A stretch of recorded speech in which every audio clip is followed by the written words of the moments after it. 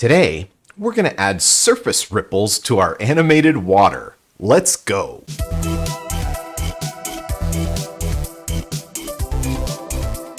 For the last couple of weeks, we've been going over vertex shaders, and last week we created this really cool animated water surface using Gerstner waves in the vertex shader. After making this, I couldn't just leave it looking like this. We need to make the rest of the water shader, so for the next couple of weeks, we're going to be adding all of the features to this that make it look like nice water. I know we're getting a little sidetracked from vertex shaders, but don't worry.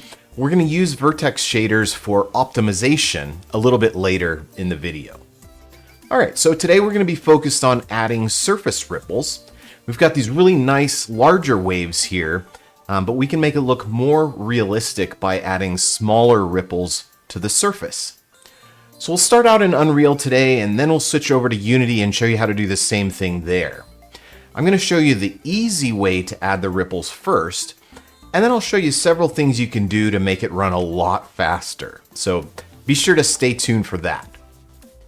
Alright, so the first thing that we should do is take a look at our normal map. Right now, we're just moving the vertices of the surface around, and there are no textures involved here at all. So what we're going to be doing is taking a normal map that looks like this, and I'll link this normal map down in the description. So what you can do is take this normal map and scroll it across the surface. Alright, so let's go ahead and set that up. Let's move to our shader here. So here's the shader that we created last week. And by the way, if you didn't see last week's shader tutorial, I'll put the link right here, and you can go back and watch that one. Be sure to do that one first so that you know how to set up the Gerstner waves portion. Alright, so I'm just going to come down here and we're going to work on the normal maps that we're going to be using on the surface of the water. So I'm going to open up my content drawer here and go to textures, and here's my normal map, so I'll just drag that in. And notice that the sampler type, when I drag it in, is set to normal. This is really important, and we're going to go over that when we get to the optimization section. But just make sure that your normal map is saved as a normal map and that the sampler type is set to normal. Alright, so the next thing that we need to do is scroll this normal map across the surface. And in order to do that, instead of using normal UV coordinates, actually, you know what? I'm just going to grab this right here, and we're going to plug that into our normal socket just temporarily. And I want to show you what this normal map is doing. Right, so we just have this shape here that looks like ripples on the surface. And because the ripples aren't really moving, they just kind of look like they're stuck to the surface, and that's not the look that we're going for. And so what we want to do is scroll this normal map across the surface. Instead of projecting using UV coordinates, we're going to project using the world position. And Unreal uses coordinates with the Z-axis pointing up. And so if we want to project something from the top down, we can use the X and the Y axis and not the Z. So I'm just going to wire the X and the Y directly in like this. But we need to scroll our coordinates as well. So I'm going to add a panner node. In fact, I'm just going to copy and paste a couple of nodes here from off screen. There we go. So we're going to wire our coordinates, our absolute world position, into our panner. And then we're going to control our speed. So I've got this node here that is 17.5 and 8.5. And so I'm scrolling the texture coordinates using the panner node. Slightly different speeds in the X and Y directions. And then I take those resulting coordinates and I multiply by 0.002. And what this does is it scales our coordinates to the right size. So I'm just going to take this multiply here and plug it into our UVs. And you can see here in the preview that my normal map is beginning to scroll. And it's scrolling diagonally. And I've scaled it correctly with this multiply here. All right, let's take a look at our result. Right, so now you can see that my normal map is moving, but it's maybe a little bit too intense. So let's tone it down a little bit. And we can use a node called flatten normal to do that. And so I'm just going to drag out here and find the flatten normal node. And it's asking for a flatness input. And so I'm just going to add a constant node here. And we'll give it a flatness value of like 0.7 just to kind of reduce it down a little bit. Oh, I also forgot the other thing that we need to do is take our normal and combine it with the one that we calculated last week for the vertex shader. So we need to combine the normal map's contribution with the contribution of the recalculated normal that we created last week from our Gerstner waves. So that's this one here. So I'm just going to take our blend angle correct normals and drag this in as the base normal. And then for my normal map contribution, I'm going to drag that in as the additional normal. And we'll drag our normal into the input of the main node here and save, and let's take a look at what we get. Right, so now we have our surface ripples and we have our wave ripple normals, and they're combined together. And this actually looks pretty decent. I think we can do better though. One thing about this is you can kind of see that the normals on our surface are kind of moving uniformly together because we're just scrolling our normal map texture in one direction. And we can improve that by if we come down here, and all we need to do to improve this is copy and paste this portion of our shader. And we can just change the values here of our panning. And what we're going to do is we're panning this normal map in that direction, you can see.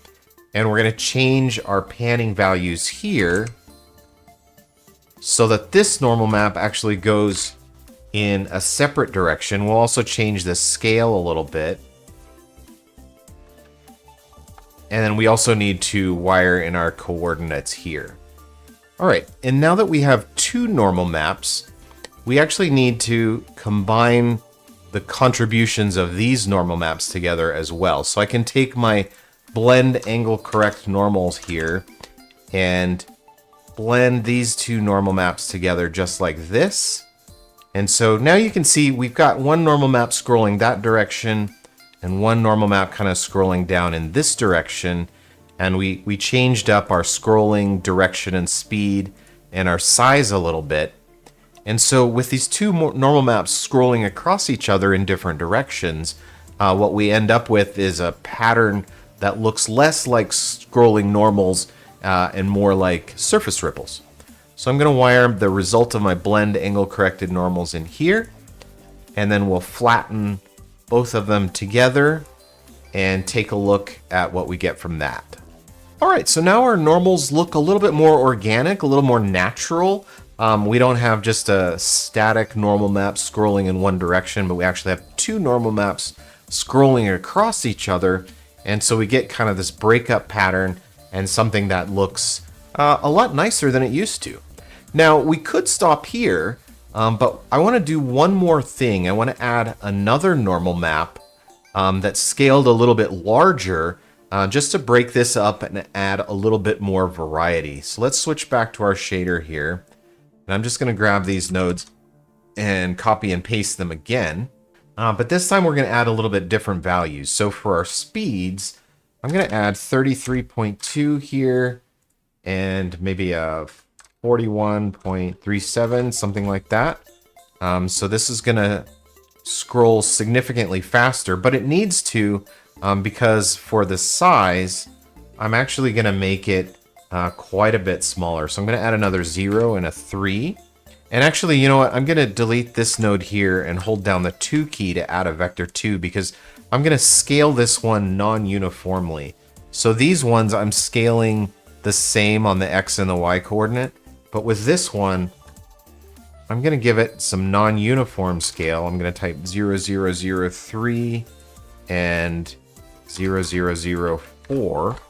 So this is going to scale this particular normal map up larger.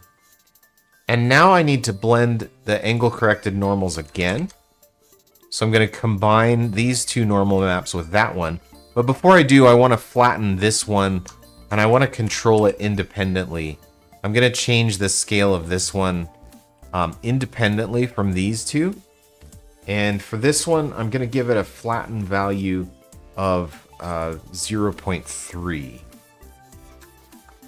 So this one's going to be a little bit larger and a little bit stronger. So we'll go ahead and wire this in, combine our normals together. So combine these two together here and then flatten them down. And then we've taken this third one and flattened it down and then combined all three here at the end. So if I take this final blend angle corrected normals and wire it in, now we can save and take a look at our result. Right, so now you can see that we have some larger waves and some smaller waves. Actually, let's take a look at these independently so that you can see what each of them is contributing. So first, let's take a look at our largest waves down here. I'm just going to wire it in without combining it. And it looks like I forgot to wire my coordinates for our largest waves, so I'm glad that I checked that. So we'll wire our coordinates into our panner there and hit save and take a look. Yeah, now you can see that I have the large waves coming from the vertex shader, and I've got kind of these medium-sized waves coming from that third normal map. And then when we combine all the normal maps together, we get something like this. It's got all kinds of different sizes of waves, and it looks really dynamic, and we're starting to get to the point where you could accept this as water. Of course, there's a lot of features missing here, and we're going to add those in the next couple of weeks. But for now, our surface is looking really nice. All right, so let's take a look at what we have here. So we've got our three normal maps, and we're combining them together, and then combining them together with the normal that we generated with our Gerstner waves last week, and we're doing something pretty cool. So let's take a look at our stats here. If I open this up and take a look at base pass shader instructions, it's 258. And for what we're doing here, 258 seems like a lot to me because there's not really all that much going on. So let's do a couple of different things to improve our performance. So I want to just put a little asterisk here and say that shader instruction count is not the best way to measure performance.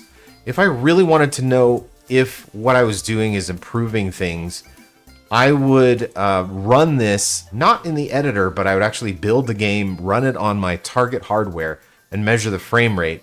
Then make my changes and do that again, just to make sure that what I was doing was actually improving things. However, we are going to make some pretty drastic reductions in instruction count today, and I'm pretty sure that this will kind of give me a ballpark idea that, hey, the optimizations that I'm making are going to make a performance difference. So the first thing that we're going to do to optimize this shader is we're going to do all of this coordinate math in the vertex shader instead of the pixel shader. So we've talked about this before, but there's this node called vertex interpolator, and what this does is it forces anything to the left side of the node to be done in the vertex shader. So I'm going to wire this in. We're going to do all of this scrolling and scaling math in the vertex shader instead of the pixel shader. So our instruction count was 258 when we started. And now, as we insert these vertex interpolator nodes, now we're down to 250. So we've reduced our instruction count down by 8 by doing this scrolling and scaling math in the vertex shader. All right, the next thing that we can do has to do with our normal maps. And this is going to take a little bit of explaining, so bear with me. I'm going to try to make this easy to understand, but it's kind of complicated. So here's my normal map. And you can see that I have the texture type set, my compression settings here, my texture type is set to normal map. Now, when I do that, when I set my texture type to normal map, there are some things that the shader does under the hood without me seeing. And I'm going to show you what that math looks like. So I'm just going to copy this normal map node over here. Now, the first thing that happens when I set my texture to be a normal map is it actually swizzles some things around. It takes the X component of my normal map and puts it in the alpha channel. And it takes the Y component and leaves it in the green channel. And then it derives or calculates the Z component. So when I open up my normal map here in the viewer, it's actually lying to me. It's showing me what the normal map looks like after it unpacks it all. But what it really has is the Y component in the green channel and the X component in the alpha channel, and there is no Z component. It's completely thrown away that Z component, and it actually does the math in real time in the shader to recompute that Z component. And this is all happening when I have my texture set to be a normal map. Now let me show you something that indicates that what I've said is true. You can see that I have the channels up here, and I can isolate these channels independently and show just the blue channel or just the red channel or just the green channel. Now, the interesting thing here is when my texture is set to be a normal map, it's impossible for me to turn off this blue channel. I can turn off my red channel and see just green and blue, or I can turn off my green channel and see just red and blue, but it's impossible for me to turn off that blue channel. Why is that? Well, it's because the blue channel is not actually stored. It's being calculated in the engine in real time. And so the indication here that's happening is that it's impossible to turn this channel off. So if we take a look at our shader here, I'm just going to kind of simulate the math that's happening in nodes. It's doing all of this under the hood. But if we were to take a look at what these nodes look like, it's got the Y component in the green channel, and it's got the X component in the alpha channel, and then it does a multiply times 2 and subtract 1, and then it does the derive normal Z like this. All right, so when I set my texture to be a normal map, it does the texture sample, and then it does all of this. And the thing that we can do to optimize here is we don't actually need to do this derive normal Z step until the very end. So we could just sample our textures normally, unpack them with our multiply by 2 and subtract 1, then combine them together and just do this derive normal Z step once instead of doing it 3 times. And so that's what we're going to do to actually make this optimization work. So let's switch over to Photoshop, and I'll show you what my texture looks like. So I'm going to take this texture, and what I'm doing is basically manually recreating what the engine does automatically when you set your texture to be a normal map. All right, so what I've ended up with is the texture that looks like this. And if you take a look at my layers here, in the Y channel, so here's my original normal map. In the green channel, I have the Y component of the normal. Same thing with my new version of the normal map. And in the alpha channel, or in the alpha channel of my new version, I've taken the X component. So here's the red channel, and I've taken this and put it in the alpha channel of my normal map. So if you take a look at my layer stack here, I have nothing in red, then I have the Y component in green, have nothing in blue, and then I have the X component in the alpha. And I save this as either a PNG or a TGA, something that will save that alpha channel. And then I import it into Unreal. So let's take a look at the texture in Unreal. And here it is. And make sure of a couple of things. First of all, you need to make sure that sRGB is off. And then you need to set the texture compressing settings to default, not normal map. It is a normal map, but we need to set the compression to default so it's not doing that extra math that we don't want it to. And if we look up here, we can see that the texture format is set to DXT5. Now, if we set this to default and we don't have an alpha channel, up here it'll say DXT1. But since our texture does have an alpha channel, it says DXT5. So make sure that the format here says DXT5. All right, so there's our normal map. And we're going to go ahead and drag it into our shader.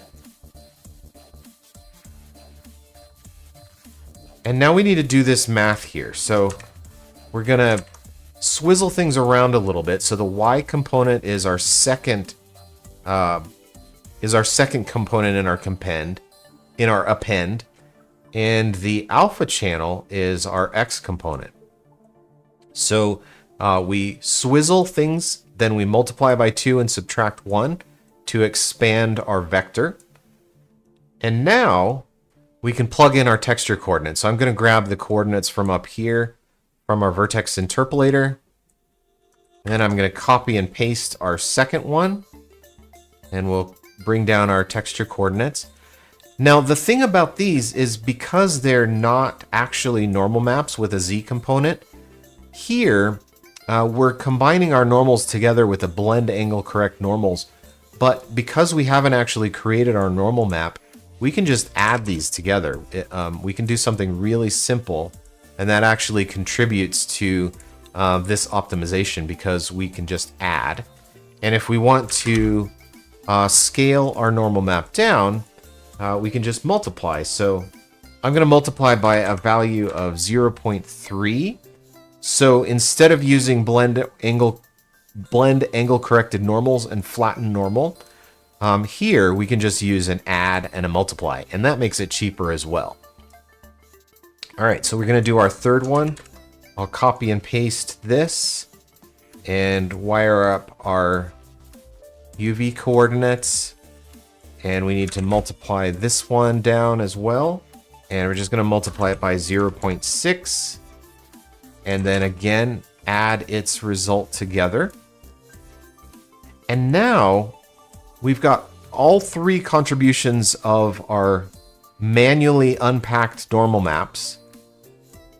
And finally here at the end, we can add our derived normal Z node that is going to calculate that Z component and create our normal map. We only had to do this once instead of 3 times. So what we've got here is the exact same thing that we have here, but we're doing it in a cheaper way.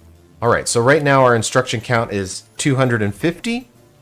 And if we wire this in, our instruction count goes down to 230. So by using this method, we dropped an additional 20 instructions. We started out at 258, and now we're down to 230.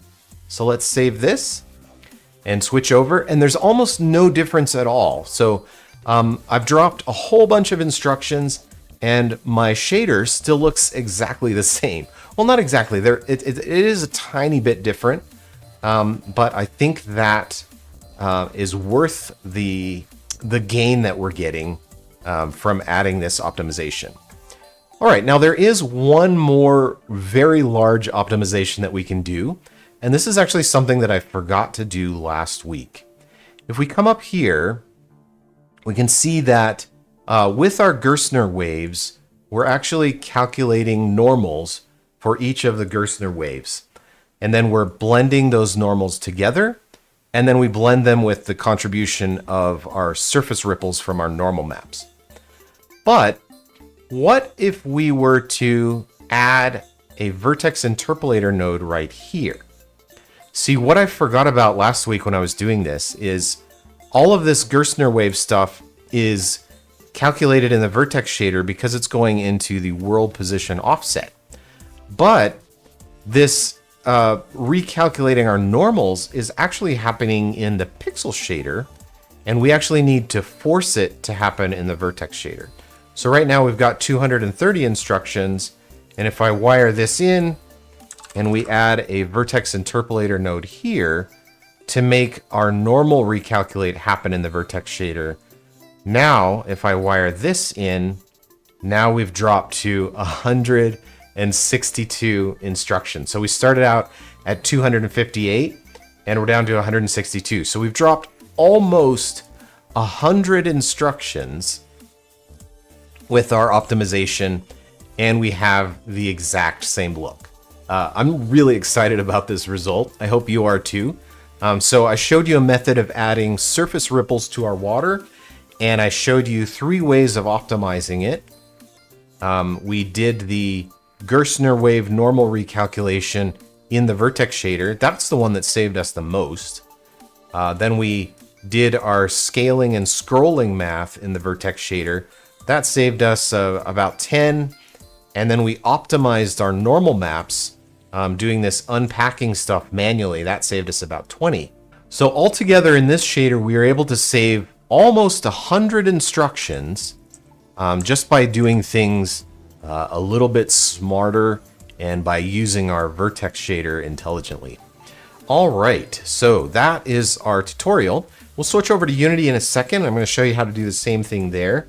And then next week, be sure to come back because I'm going to show you how to add things like reflection and refraction, depth, and foam. So those are going to be the topics that we're going to cover in the next couple of weeks. All right, let's switch to Unity. All right, here we are in Unity, and you can see that just like we did in Unreal, I've also added animated surface ripples to our already animated, Gerstner waves that we created last week. So let's take a look at our shader and see how I achieved this. The first thing that I want to do is remove the waves so that we can remember what things were looking like last week. So I'm just going to break this connection and save our shader. And we'll switch back to our scene here. So this is the shader the way that it was looking last week. We had just surface ripples on our water, and we didn't have, or just like large wave ripples on our water, and we didn't have the nice fine surface ripples that we're going to add today. So let's take a look at our shader and see what's going on. So just like we just did in Unreal, I've built this node graph here that is animating our surface ripples. The first thing that I want to do is show you how our surface ripple normal map is working. I already talked about the optimization that we did in our normal map where we took the X component of the normal and put it in the alpha channel. We left the Y component in the green channel, and then we made the red channel and the blue channel black. And I've gone ahead and imported that texture into Unity, and I want to show you the settings in Unity that I'm using. Unity has kind of a nice little feature here that we can use called swizzle.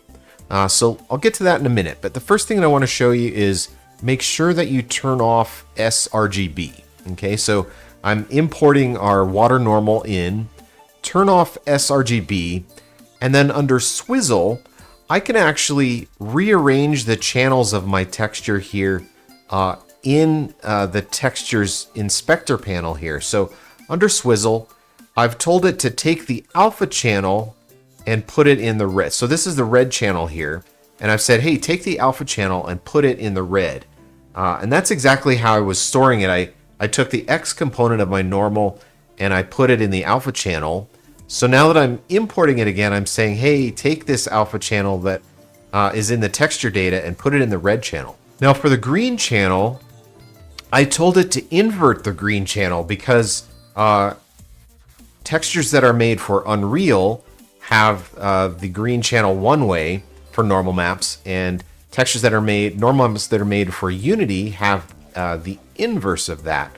So I've gone ahead and told it, hey, do a 1 minus the green channel. So we'll go ahead and invert that Y component of the normal here right in the texture settings. So I don't actually have to do that in the shader.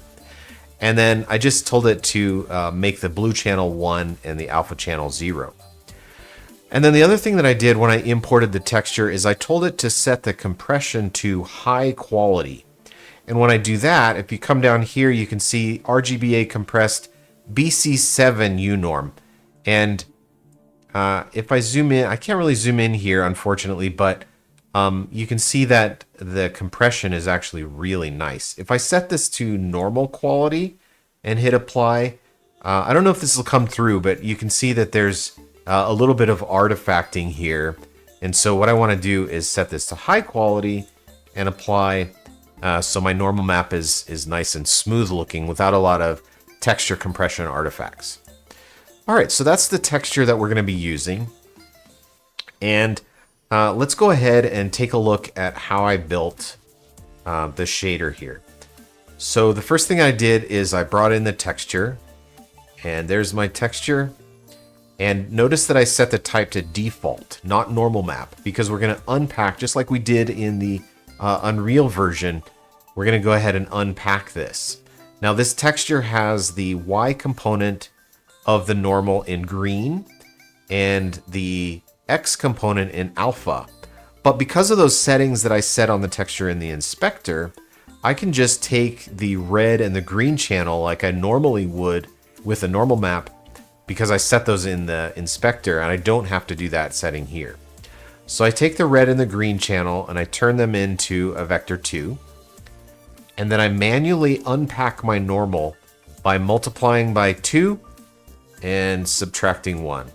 And this operation is so common. Pretty much every tutorial video I do, I have to multiply by 2 and subtract 1 somewhere in the video. All right, so that's my first normal. And notice that I didn't use the Z component at all. We're not getting to that yet, because we're going to combine all the normals together first and then do the Z component at the end. All right, Unity has this nice node here called tiling and offset that we can use to scale and pan our texture. So for tiling, I set my values to 0.2, 0.2. Oh, for my UV coordinates, I brought in the position in object space, and I'm using this swizzle node to just filter out the X and the Z, because Unity is Y up, so I want the X and the Z component as the UV coordinates for my texture. So I wire that into the UV of my tiling and offset, and I set my tiling to 0.2, 0.2. Now for the offset, I take time and I multiply time by this vector 2. And in this case, this is what's controlling the speed. So I set it to 0.1, 0.05, multiply that by time, and pass that into the offset.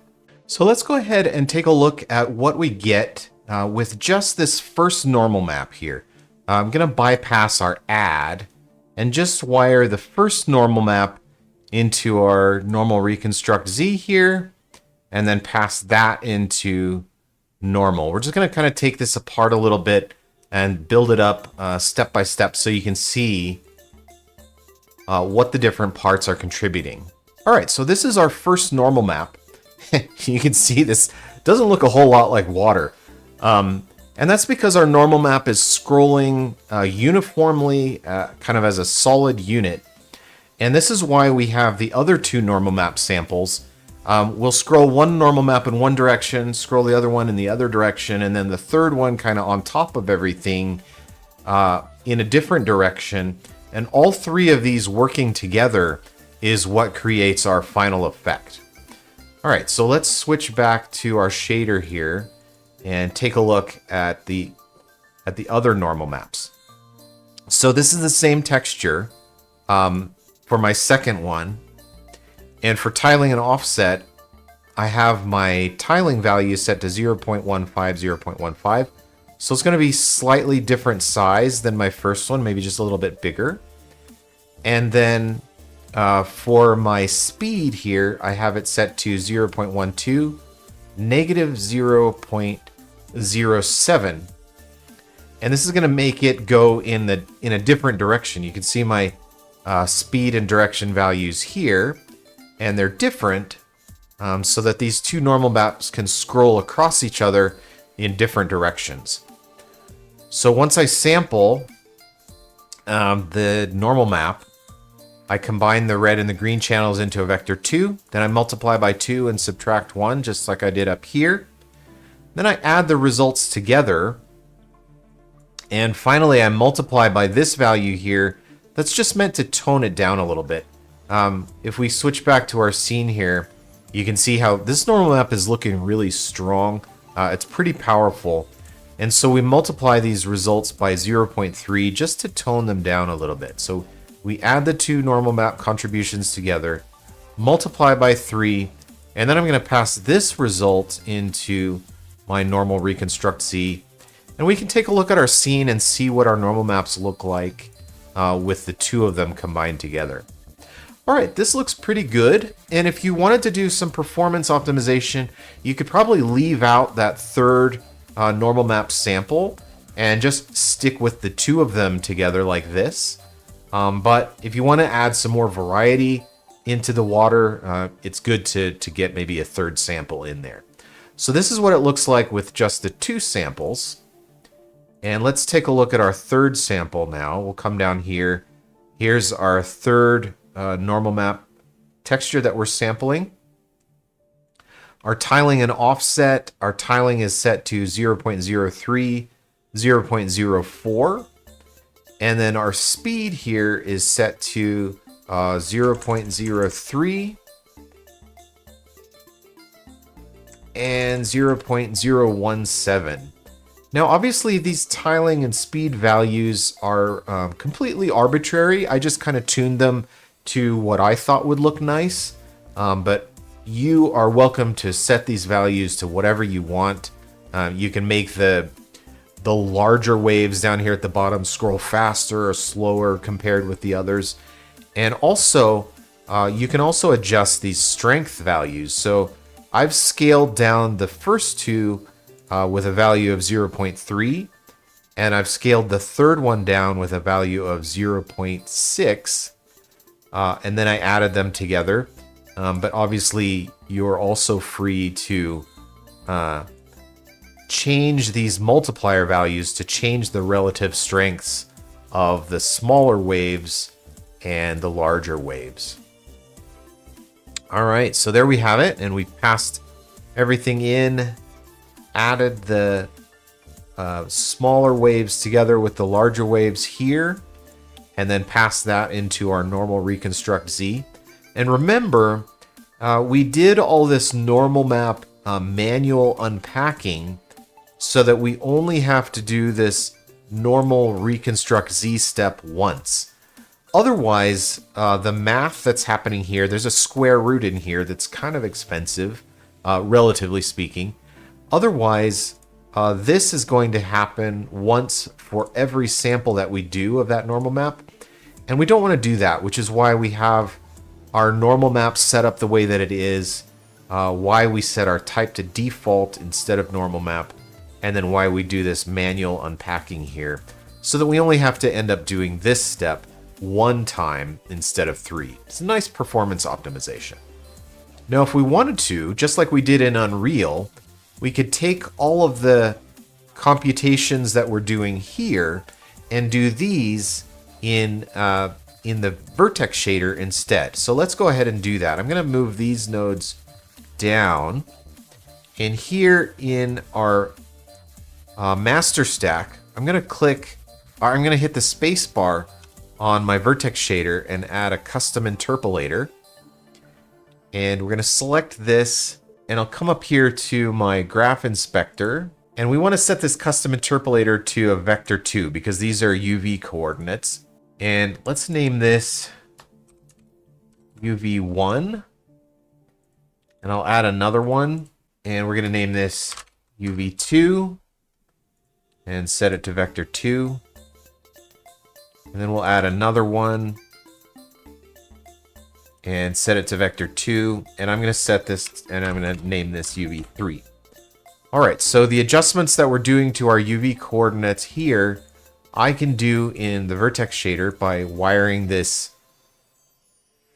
Oh, I got to disconnect these first. Now we can wire them into the vertex shader master stack here. So I'm doing these instructions in the vertex shader. So I'll just kind of move these up. Now if I hit my spacebar, you can see I have this category here called custom interpolator. And I'll add UV1 and UV2 and UV3. And now I'm going to use these as the UV coordinates for my textures.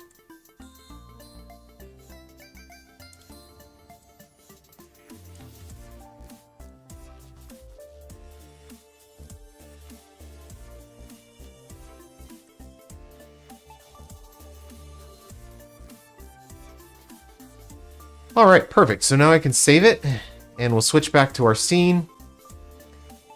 And now you can see that just like we did in Unreal, I'm calculating the scaling and the scrolling texture coordinates in our vertex shader instead of our pixel shader. And that allows us to save a little on performance. So we've got our 3 normal map samples scrolling in different directions at different speeds and different sizes. And we're doing that scrolling and scaling in the vertex shader. And we're also doing the optimization of manually unpacking our normal map so that we only have to do that derive Z operation one time. But you can see all of this together adds up to a pretty cool, nice, convincing looking water surface. All right, just like I said before, in the next couple of weeks, we're going to be adding depth. We're going to be adding refraction. We're going to be adding foam. All that good stuff to make our water look even more realistic and cool looking. So be sure to tune in for the next couple of weeks and see these water shaders really come to life. All right, that's it for today. Thanks for watching, everybody, and I'll see you next time.